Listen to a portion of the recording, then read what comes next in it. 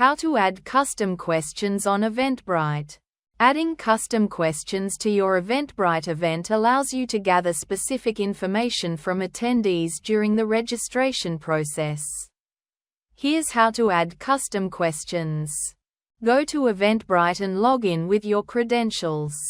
Click on Manage My Events or find the event you want to manage on your dashboard.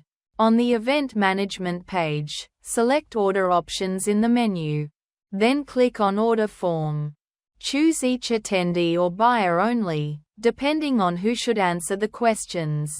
Scroll to Custom Questions and click Add Custom Question. Choose a question type, example text, short or long answer, multiple choice, single or multiple answers, dropdown, select one option, checkboxes, select multiple options.